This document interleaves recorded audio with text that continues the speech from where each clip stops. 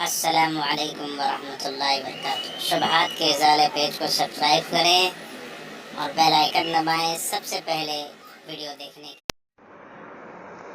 بسم اللہ الرحمن الرحیم۔ قسط نمبر 356۔ دعوتی ذمہ داری تبلیغ فرض ہے۔ دعوتی کام اور اس کا اسلوب۔ الحمدللہ وحدہ والصلاة والسلام علی من لا نبی بعدہ اما بعد۔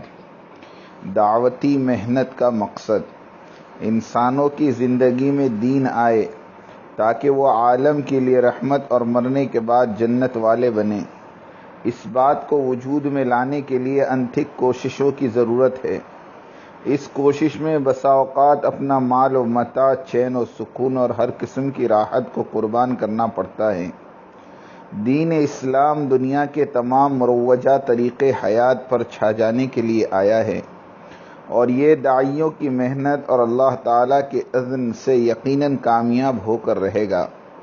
یا ایھا النبی حسبک اللہ ومن اتبعک من المؤمنین۔ اے نبی، تجھے اللہ کافی ہے اور ان مومنوں کو بھی جو تیری اتباع کرتے ہیں۔ فائدہ: دین پھیلانے کی نقل و حرکت ہم کریں گے، ہماری محنتوں کو ثمر آور اللہ بنائیں گے، اس لیے کہ ہم نبی کی اطاعت کے ساتھ ساتھ اس کی اتباع یعنی دعوت والا کام کر رہے ہیں۔ ہم اپنی کمزوریوں کے ساتھ دعوتی کام میں لگے رہیں گے، لیکن اللہ تعالیٰ اپنی عالی شان کے اعتبار سے ہمارے مددگار ہوں گے۔ ہم چھوٹے، ہماری کوشش چھوٹی، اللہ بڑے، اللہ کی کفالت بڑی۔ ہم چھوٹے، ہماری محنت چھوٹی، اللہ بڑے اور اللہ کی کفالت بڑی۔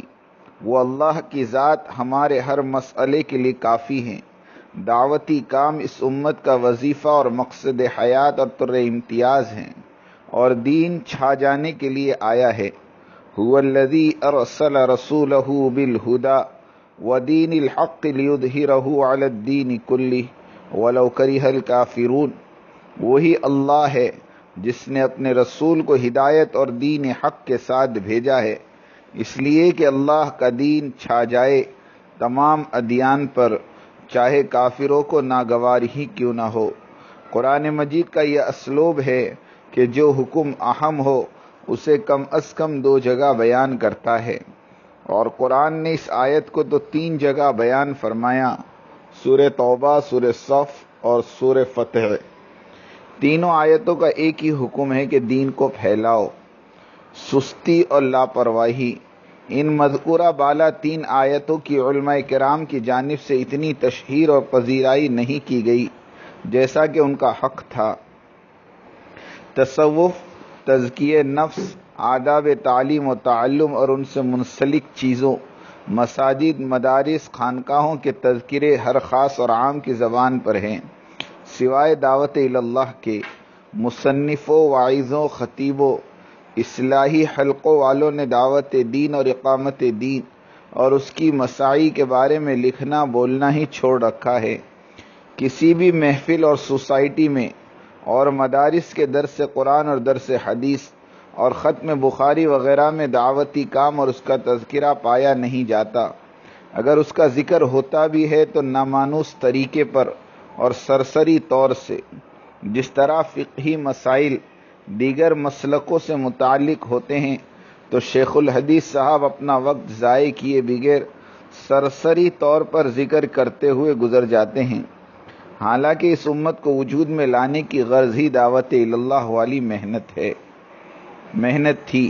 انسانی طویل تاریخ میں یہ بات کسی سے ڈھکی چھپی نہیں ہے کہ بلند ترین مقاصد، شریفانہ طرز زندگی، تعلیمات اور بلندی اخلاق اور عمل کے اعلیٰ ترین نمونے اس وقت تک قائم نہیں ہو سکتے، اور قائم بھی ہو گئے تو دائمی طور پر باقی نہیں رہ سکتے، جب تک کہ ان کی پشت پر ایک ایسے قدسیوں کی جماعت بلکہ ایک ایسی امت نہ ہو جو دعوتی تحریک کی علم بردار اور اس کے راستے میں جدوجہد کرنے والی جماعت اور اعلیٰ کردار والے عملی نمونے موجود نہ ہو۔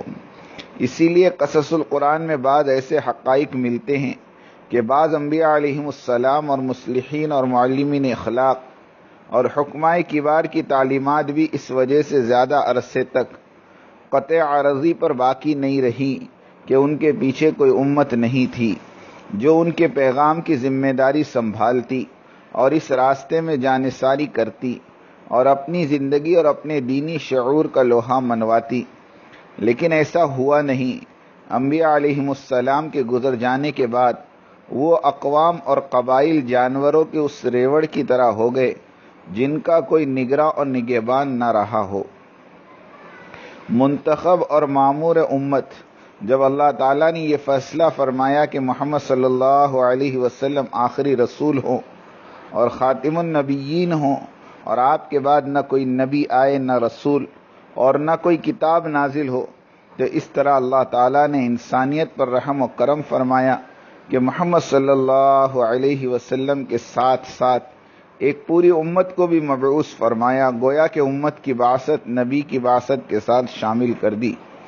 چنانچہ اس امت کی تعریف اللہ تعالیٰ نے جس انداز میں فرمائی ہے اس سے ظاہر ہے، کنتم خیر امت اخرجت للناس تأمرون بالمعروف وتنہون عن المنکر وتؤمنون باللہ۔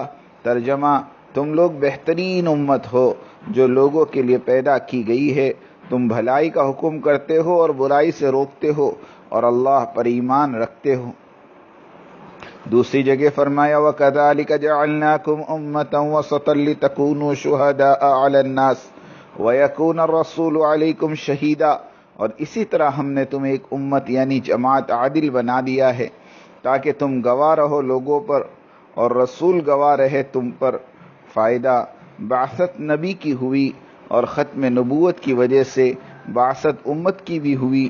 فرمان نبی صلی اللہ علیہ وسلم ہے، ترجمہ، تم آسانی پیدا کرنے کے لیے بھیجے گئے ہو نہ کہ تنگی پیدا کرنے والے۔ قرآن نے حضور اکرم صلی اللہ علیہ وسلم کو فرمایا مجتبی، امت کو کہا مجتبی ہوا اجتباکم، حضور کو کہا مصطفیٰ، امت کو کہا مصطفیٰ۔ اللہ یستفی من الملائکۃ رسلا ومن الناس، حشر کے دن لوائے حمد حضور اکرم کے ہاتھ میں ہوگا اور آپ کو احمد کے نام سے پکارا جائے گا اور آپ کی امت کو حمادون کے نام سے پکارا جائے گا۔ فائدہ، بعثت دعوت کی ذمہ داری اور اپنی ماموریت اور اپنی مسئولیت کا یہ شعور اور احساس صحابہ کرام اور تابعین عظام کے دلوں میں اس وقت بھی موجزن تھا جبکہ ایرانی قائد جنگ نے سیدنا سعد ابن ابی وقاص رضی اللہ تعالیٰ عنہ سے پوچھا کہ تمہارے یہاں آنے کا کیا مطلب ہے، تو انہوں نے بڑا ہی ملہمانہ، مومنانہ اور داعیانہ جواب دیا اور فرمایا اللہ تعالیٰ نے ہمیں اس لیے بھیجا ہے کہ ہم جس کو وہ چاہے بندوں کی بندگی سے نکال کر ایک اللہ کی بندگی پر آمادہ کرے اور دنیا کی تنگی سے اس کی وسعت کی طرف اور مذہبوں کے ظلم سے بچا کر اسلام کے سائے عدل میں لائیں۔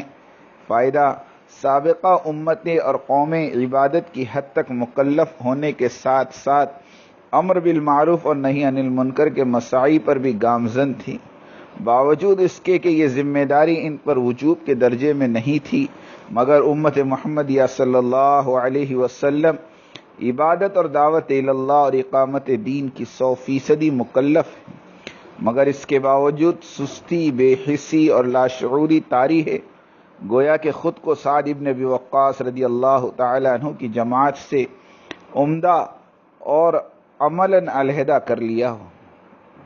دعوتی کام فرض ہے بحیثیت امت وسطا، وَكَذَلِكَ جَعَلْنَاكُمْ أُمَّةً وَسَطًا لِتَكُونُوا شُهَدَاءَ عَلَى النَّاسِ وَيَكُونَ الرَّسُولُ عَلَيْكُمْ شَهِيدًا، اور اسی طرح ہم نے تمہیں ایک درمیانی امت یعنی بہترین امت بنایا تاکہ تم گواہ ہو جاؤ پوری نوع انسانی پر اور رسول گواہ ہو جائیں تم پر۔ عبادت رب کے بعد شہادت علی الناس کی یہ دوسری اہم ذمہ داری ہے جو امت کے سپرد کی گئی۔ اس کی نزاکت کو جان لیجئے، اگر رسول بالفظ اللہ کا پیغام نہ پہنچاتے تو اللہ کے یہاں وہ مسئول اور ذمہ دار ہوتے، مگر انہوں نے پہنچا دیا لہذا وہ بری ہو گئے اور باقی دنیا کو پہنچانے کی ذمہ داری امت کے حوالے کر کے تشریف لے گئے، اس لیے کہ محمد رسول اللہ صلی اللہ علیہ وسلم پوری نوع انسانی کے لیے رسول بنا کر بھیجے گئے تھے، صرف عربوں کے لیے تو نہیں۔ وما ارسلناک الا کافۃ للناس بشیرا ونذیرا قل یا ایھا الناس انی رسول اللہ الیکم جمیعا وما ارسلناک الا رحمۃ للعالمین۔ ان مذکورہ آیات میں حضور اکرم صلی اللہ علیہ وسلم کی بعثت بنی نوع انسانی کی طرف سے قیامت تک کے لیے ہوئی ہے، اور حضور اکرم صلی اللہ علیہ وسلم نے اپنا پیغام پہنچا دیا، اور حجۃ الوداع میں اپنی امت سے فرمایا فَلْيُبَلِّغُ الشَّاهِدُ الْغَائِبُ، یعنی میں نے پہنچایا تمہیں، اب تم پہنچاؤ ان کو جو یہاں نہیں ہیں۔ یہ بات یاد رہے کہ یہ حکم صرف اس وقت کی دنیا والوں کی حد تک محدود نہیں تھا، بلکہ اب تو دائمی رسالت محمدی کا دور ہے صلی اللہ علیہ وسلم۔ اب تا قیام قیامت بنی نوع انسان کے لیے شہادت علی الناس کی ذمہ داری کون ادا کرے گا؟ اب یہ ذمہ داری امت محمد صلی اللہ علیہ وسلم کی۔ اگر امت یہ فریضہ ادا نہیں کرتی تو جان لیجئے کہ دنیا کی گمراہی کا وبال اس کے سر آئے گا۔ آپ یہ سمجھتے ہیں کہ حضور اکرم صلی اللہ علیہ وسلم کا امتی ہونے سے آپ کو اللہ کے یہاں کوئی اجر و ثواب مل جائے گا؟ میں آپ کو آگاہ کر رہا ہوں، اگر آپ اس ذمہ داری یعنی تبلیغی کام کو ادا نہیں کریں گے تو حشر کے دن بنی نوع انسان عدالت اخروی میں یہ عذر پیش کرنے میں بڑی حد تک حق بجانب ہوں گے کہ اللہ، ان کے پاس تیری آخری اور مکمل کتاب تھی، ان کے پاس تیرا دین تھا، یہ تیری شریعت کے علمبردار تھے، یہ تیرے آخری نبی اور رسول کے امتی تھے، انہوں نے اس دین کو نہ ہم تک پہنچایا نہ اس پر خود عمل کیا، یہ تیری آخری کتاب اور آخری نبی کے تعلیمات پر خزانے کے سانپ بن کر بیٹھے رہے۔ عوام کلمہ نماز سے محروم ہیں، 70% مسلمان نظریاتی ارتداد میں مبتلا ہیں، خواص تسخیر عالم کے دلدادہ بنے بیٹھے ہیں۔ اس راز کو افاش کر اے خوئے محمد، آیات قرآنی کا نگہباں کدھر جائے؟ علم اور عمل یاد رکھیں، صحابہ کا عمل ہمارا علم ہے، اسی علم کی ہمیں سند دی جاتی ہے۔ مثلا حدثنا فلاں ابن فلاں ابن فلاں ابن فلاں قال فلاں ابن فلاں، اس روایت میں عمل علی رضی اللہ تعالیٰ عنہ صحابی کا ہے اور علم ہمارا ہے، اور یہی معلومات کی وجہ سے ایک دن یہ شخص شیخ الحدیث بھی ہو جائے گا۔ اب بلا بتلاؤ تو صحیح کہ کیا ان معمولات کے حاصل کردہ علم پر دنیا اور آخرت کی کامیابی کا کوئی وعدہ کسی آیت یا حدیث میں بیان ہوا؟ ہرگز نہیں۔ ہاں، دینی معلومات کی حفاظت کا اجر تو ملے گا، لیکن لیظہرہ علی الدین کلہ والی ذمہ داری تو پوری نہیں ہوئی۔ جب تک ہم صحابہ والے اعمال کو اختیار نہیں کریں گے اس وقت تک ہم کامیاب ہرگز نہیں ہو سکتے، اور 100% صحابہ کا 100% عمل صرف اور صرف دعوت و تبلیغ کا عمل رہا، اس میں کوئی دو رائے نہیں۔ حضرت سعد بن ابی وقاص رضی اللہ تعالیٰ عنہ دعوتی قافلے کے امیر بن کر مدینے سے ایران پہنچے اور ایرانیوں کو دین پیش کیا، بغیر نبر و آزمائی کے اللہ نے فتح اور کامرانی عطا فرمائی، اور آتش پرست قوم اسلام قبول کی اور مسلمانوں میں شامل ہو گئی۔ دعوتی کام اور اس کی ابتدا جاننے والے جانتے ہیں اور خوب جانتے ہیں کہ حضرت مولانا الیاس صاحب رحمۃ اللہ علیہ نے جب یہ دعوت والی محنت کا بیڑا اٹھایا تو سب سے پہلے اہل علم ہی کی طرف سے اعتراضات شروع ہوئے۔ اس وقت کے اونچے درجہ کے علماء نے فتوے بھی جاری کیے کہ دعوت و تبلیغ ایک نئی ایجاد کردہ بدعت ہے۔ آج تک وہ فتوے موجود ہے۔ فائدہ یہ ان کا بھی قصور نہیں، اس لیے کہ دین کا ہر محافظ دین کے نام پر ہر اٹھنے والی نئی تحریک کو پہلے تنقیدی نظر سے دیکھتا ہے اور پھر شرع صدر ہونے پر تائید سے بھی نوازتا ہے، لیکن دعوت و تبلیغ کے کام کے ساتھ یہ ظلم ہوتا رہا کہ ہر نئے دور کے علماء پرانے دور کے انہی مخالفت کے فتووں کو ملحوظ خاطر رکھ کر دعوت و تبلیغ کو اور اس کے کارندوں کو مجروح کرتے رہے، بدنام کرتے رہے، لیکن انہی بزرگ معترضین نے بعد میں تبلیغ کو بہت سراہا اور دعائیں دی، مگر ان بزرگوں کی تائید اور سرپرستی کی طرف کوئی التفات بھی نہیں کرتا۔ بقول اقبال کے فلسفہ رہ گیا تلقین غزالی نہ رہی. یعنی حضرت غزالی رحمۃ اللہ علیہ کے فلسفے کی بات سب دہراتے ہیں، مگر ان کی تلقین کے شریعت پر فلسفے کو اہمیت نہ دو، یہ تلقین کوئی یاد نہیں کرتا. یعنی بزرگوں کے سابقہ فتوے یاد رہ گئے لیکن بعد میں کی گئی تائید اور شفقت یاد نہ رہی. اس طرح تبلیغ اور تبلیغ والوں پر ظلم ہوتا رہا. بعض علماء کرام کے بیانوں کی کلپس دنیا بھر میں گشت کرتے ملیں گی کہ یہ لوگ بہانے بہانے سے تبلیغ والوں کی اور تبلیغی کام کی دھجیاں اڑاتے پھرتے ہیں اور پھر اعتراف بھی کرتے ہیں کہ دعوتی کام صحیح ہے، کام کرنے والے صحیح نہیں ہیں. بالکل اسی طرح جس طرح دشمنان اسلام کہتے ہیں کہ اسلام بہترین مذہب ہے لیکن مسلمان بدترین قوم ہیں، ویسے بھی اونچے درجے کے اہل علم حضرات کو دعوت و تبلیغ کی تائید میں منشرح الصدر بہت ہی کم پایا گیا. ہماری مراد یہاں ان علماء اور مفتیان کرام سے نہیں ہیں جو دعوتی کام کو لے کر چلتے ہیں یا اس دعوتی کام کی سرپرستی فرماتے ہیں، بلکہ وہ تو ہماری نظر میں داعی یعنی داعی اللہ ہیں. لطیفہ، دعوتی کام کرنے والوں کی تائید ہمیشہ سے معمولی طبقے کے لوگوں سے ہوئی. اونچے درجے کے لوگ ہمیشہ ہی دیر سے آئے. وجاء من اقصى المدینة رجل یسعى، آیا دوڑ کر شہر کے نچلے طبقے کا شخص. پیغمبروں کی نصرت کرنے کا شرف بحیثیت حبیب نجار کو نصیب ہوا. اسی طرح امام التبلیغ الیاس صاحب نور اللہ مرقدہ کی نصرت کرنے کا شرف میواتی دیہاتیوں کو نصیب ہوا. صرف دو ہستیاں ایسی گزری ہیں جنہیں اللہ نے دعوت و تبلیغ کی خدمت اور تبلیغ والوں کی سرپرستی کے لیے قبول فرمایا اور انہوں نے کما حقہ سرپرستی بھی فرمائی. جزاءہم اللہ عن سائر المبلغین، حضرت شیخ الحدیث محمد زکریا کاندھلوی نور اللہ مرقدہ اور حضرت سید ابو الحسن علی الحسنی ندوی نور اللہ مرقدہ.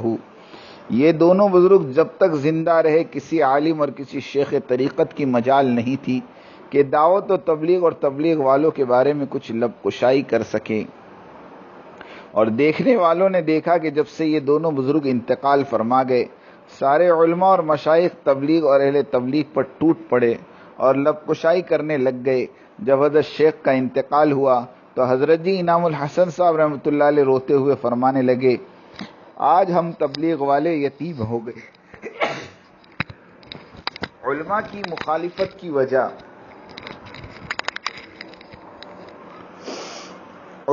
مخالفت کی وجہ تبلیغ اور اہل تبلیغ کی مقبولیت اور شہرت اور تشہیر اہل علم سے دیکھی نہیں جاتی، اس لیے جہاں بھی انہیں موقع ملتا ہے وہ دل کی بھڑاس نکال لیتے ہیں. ہم ایسے ہی نہیں لکھ رہے بلکہ ان کی تقاریر کا ذخیرہ ہماری لائبریری میں موجود ہے. حضرت جی مولانا یوسف صاحب رحمۃ اللہ علیہ کی زندگی کا ایک حصہ ان اہل علم حضرات کی طعنہ اور تشنیع برداشت کرتے اور سوالوں کے جوابات دیتے گزرا. اہل تبلیغ اگر فرشتہ صفت بھی ہو جائیں تب بھی اہل علم کی زبان اور قلم سے محفوظ نہیں رہیں گے. دارالعلوم دیوبند ہی کو دیکھ لیں، ساری دنیا میں فتنہ خبیثہ پاکستانی عالمی شورا کی طرف سے آگ لگائی گئی اور ساری دنیا دجل و مکر اور فریب کی آگ میں جلتی رہی اور ارباب دارالعلوم درجنوں کیسٹوں میں اور نجی خطوط میں بار بار یہ لکھ چکے ہیں اور کہتے آ رہے ہیں کہ مولانا سعد صاحب اور مرکز نظام الدین کے ساتھ ہمارے معاملات درست ہیں. وہ اپنا دعوتی کام کرتے رہیں اور ہم اپنا تعلیمی کام کرتے رہیں، مگر ان سب کے باوجود اسی طرح کا ایک رسمی بیان وائرل کرنے تیار نہیں.